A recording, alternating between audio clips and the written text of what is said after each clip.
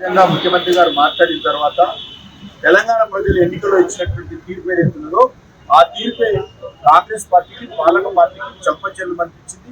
సరైనటువంటి జవాబు నా మీద విమర్శకు సరైన జవాబు తెలంగాణ ప్రజలే చెప్పారు. రెఫరెండం అన్న ఈ ఎన్నికలను రెండు కోల్పోయింది కాంగ్రెస్.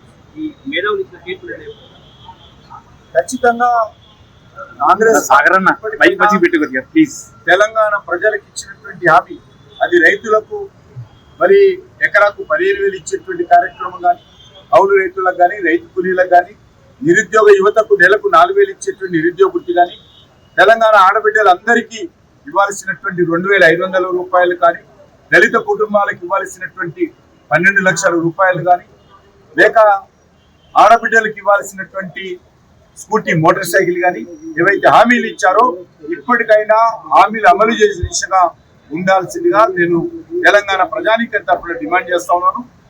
317 కారణంగా జీవో 317 కారణంగా ఉద్యోగస్తులు కానీ, ఉపాధ్యాయులు కానీ ఏదైతే నష్టపోతా ఉన్నారో, ఏదైతే ఇబ్బందులు ఎదుర్కొంటున్నారో ఆ యొక్క సమస్యను కూడా సానుకూలంగా ఇప్పటికైనా పరిష్కారం చేయాలని డిమాండ్ చేస్తాం. ఇంకొకటి నల్గొండ,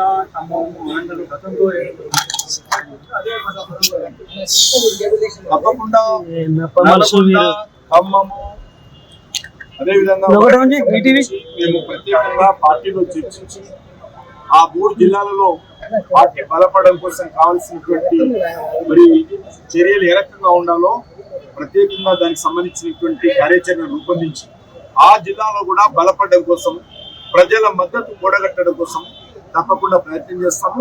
ఎన్నికల్లో కొంత మేము విజయం సాధించకపోవడానికి కొంత మా లోపం కూడా కారణమే. ఆ లోపాలన్నీ కూడా సరిదిద్దుకొని ముందుకెళ్తాం.